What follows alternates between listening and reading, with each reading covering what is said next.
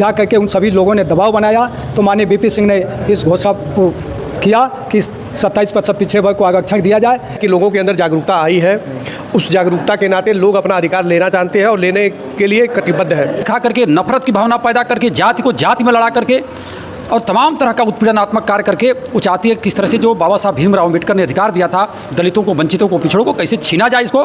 तो नमस्कार, मैं विकास सिंह और आप देख रहे हैं कृधा न्यूज़। तो अभी हम मौजूद हैं समाजवादी पार्टी के कार्यालय पे, जो कि आज मैं आपसे बता दूं आपसे कि बीपी मंडल जी, जिनकी आज पुण्यतिथि समाजवादी पार्टी के कार्यकर्ताओं और समाजवादी पार्टी के पदाधिकारियों द्वारा एकदम अच्छे से मनाया गया। मैं आपसे बता दूं कि बीपी मंडल जी मंडल कमीशन जब आया था उसकी अध्यक्षता मतलब बहुत मजबूती से किए थे पूरे देश में। तो आइए हम उनकी जानेंगे विशेषता और उनकी प्रसिद्धियाँ जानेंगे। तो हमारे साथ ही मौजूद है जिलाध्यक्ष जी समाजवादी पार्टी के। तो नमस्कार सर, बहुत स्वागत है आपका। आपको भी बहुत बहुत धन्यवाद, आपके चैनल को धन्यवाद कि आपने एक बहुत बड़े महान सामाजिक न्याय के योद्धा, जिन्होंने सभी पिछड़े वर्ग समाज के लोगों को जो आज 27% का आरक्षण मिला, जिनके वजह से उनके आज पुण्यतिथि के अवसर पर आप हमारे समाजवादी पार्टी कार्यालय पर आए, आपको हम धन्यवाद देते हैं। बिल तो सर क्या क्या मतलब चुनौतियाँ आई थी देश में, क्या क्या माहौल बना था उस समय, ये जानना चाहते थे। देखिए, उस समय जनता दल की सरकार बनी थी।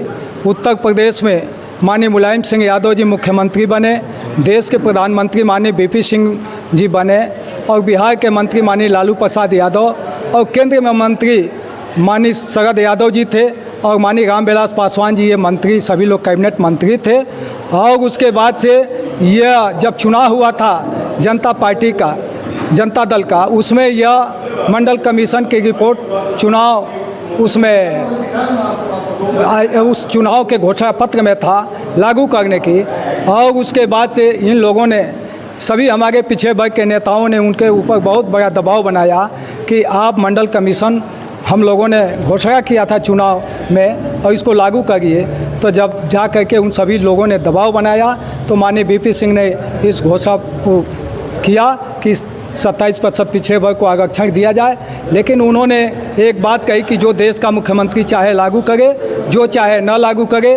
उस समय हमारे नेता माननीय मुलायम सिंह यादव जी उत्तर प्रदेश में इस 27% को आरक्षण को लागू किया और जब लागू किया था तो पूरे देश में खून खराबा हुआ, बहुत बड़ा आंदोलन हुआ। मुलायम सिंह और समाजवादी पार्टी के नेताओं को बहुत गालियाँ दी गई, अभद्र व्यवहार किया गया। बड़ी मजबूती के साथ पिछड़े वर्ग समाज के लोगों ने उस आरक्षण को लागू कराने में अपना संघर्ष किया, लड़ाई लड़ा और आमने सामने मांग हुई जगह जगह और ये लागू हुआ। तो बहुत संघर्ष के बाद 27% आरक्षण लागू हुआ। लेकिन उस आरक्षण को आज भारतीय जनता पार्टी पूरी तरह से आज समाप्त कर गई है और इसकी चिंता हम सभी समाजवादी पार्टी के लोग आज भाषण किए कि उनके पुण्यतिथि पर संकल्प लिए कि हम अपना आरक्षण 54% लेके और यह संघर्ष हमारा जारी है। और माननीय राष्ट्रीय अध्यक्ष अखिलेश यादव जी ने आज पूरा पीडीए बना करके, जो आज पूरे देश में एकलौता नेता हैं जो संघर्ष कर रहे हैं और निश्चित पीडीए समाज के लोग आज एक होकर के और माननीय अखिलेश यादव जी को नेता मान गए हैं और 2027 में होने वाला सब उत्तर प्रदेश का चुनाव एक साथ होकर के इनको उखाड़ फेंकेंगे। अभी हम पूर्व ब्लॉक प्रमुख विजय यादव जी से बातचीत करेंगे।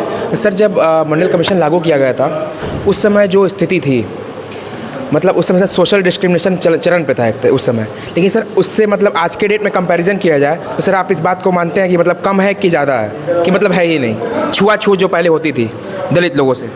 आज के तारीख में आप देख रहे हैं, अभी रामजी लाल सुमन जी के घर पे चढ़ के कड़ी सेना वालों ने क्या किया। तो ऐसा नहीं है कि छुआछूत कहीं कम हुआ है।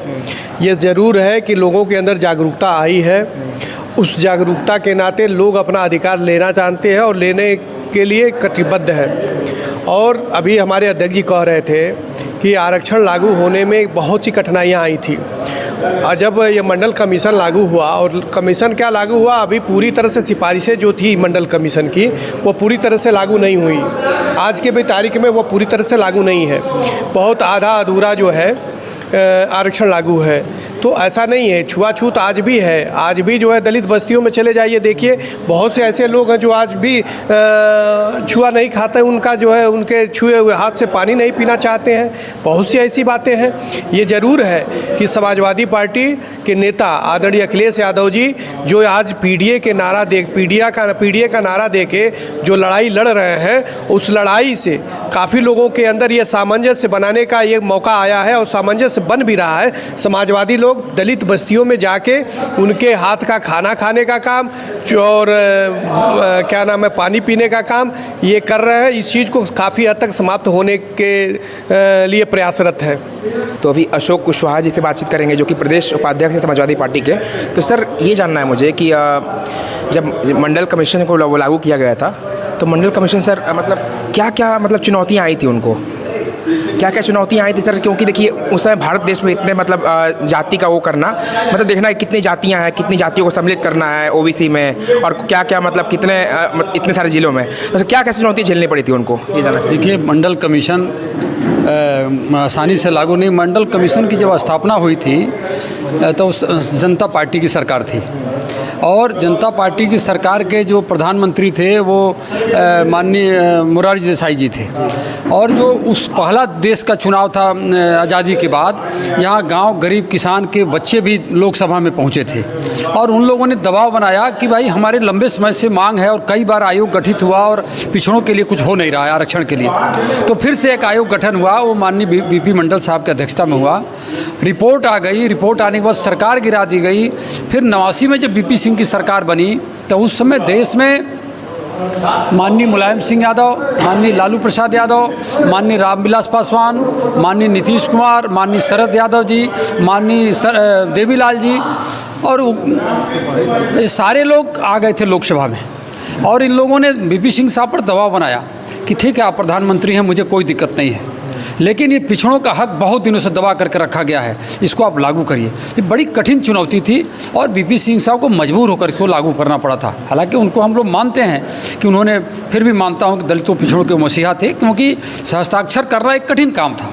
और आज जो लड़ाई चल रही है वो लड़ाई भी आसान नहीं है। भारतीय जनता पार्टी डर दिखा करके, भय दिखा करके, नफरत की भावना पैदा करके, जाति को जाति में लड़ा करके और तमाम तरह का उत्पीड़नात्मक कार्य करके वो चाहती है किस तरह से जो बाबा साहब भीमराव अम्बेडकर ने अधिकार दिया था दलितों को, वंचितों को, पिछड़ों को कैसे छीना जाए इसको, और जैसे हजारों साल पहले व्यवस्था थी उसको कैसे लागू किया जाए। ये बहुत बड़ी चुनौती आज भी है और लगातार ये पिछड़ा समाज, दलित समाज बहुत जागरूक हुआ है। जिस बाबा साहब के फ़ोटो को लोग देखना नहीं चाहते थे वो गाँव-गाँव लेकर के घूम रहे हैं। इसलिए वो जनता जाग चुकी है। और अभी 2024 के चुनाव हुआ तो जब पीडीए का नारा हमारे नेता ने दिया था दलित पिछड़ा अल्पसंख्यक का, तो भारतीय जनता पार्टी और आपकी मीडिया पूरे देश में कह रही थी कि उत्तर प्रदेश में शायद अखिलेश जीत जाए और डिम्पल जीत जाए, नहीं तो सीट निकलने वाली नहीं है। और हमारे नेता ने पीडीए के दम पर भारतीय जनता पार्टी को पूरे देश में बहुमत लाने से रोक दिया और उत्तर प्रदेश में उनको दूसरे नंबर पर ढकेल दिया। और जुल्म जाति न किए होते, प्रशासन का सहारा नहीं लिए होते तो भारतीय जनता पार्टी 10 से 12 सीटों पर उत्तर प्रदेश सिमट गई होती। और ये पीडीए की ताकत है और मंडल आयोग की ताकत है और जो जागरूक लोग हैं पिछड़े समाज के, दलित समाज के, वो सारी बातों को समझ रहे हैं। गांव-गांव दलित समाज की बस्तियों में भी ये बातें आ रही हैं कि ये हमारे हकों को बाबा साहब भीमराव अम्बेडकर ने जो हमको जीने का हक दिया, बोलने का हक दिया, रोजगार का हक दिया, स्वतंत्रता का हक दिया, उसको छीन रहे हैं लोग। इसलिए 27 का जो चुनाव होने वाला है, 24 में भारतीय जनता पार्टी आधा हुई थी और इस बार भारतीय जनता पार्टी टिकट लेने वाले लोगों को भागना पड़ेगा, क्योंकि दलित पिछड़े अल्पसंख्यक एक साथ खड़े हुए दिखाई दे रहे हैं और आने वाले दिनों में सारे के सारे लोग एक साथ खड़े दिखाई देंगे।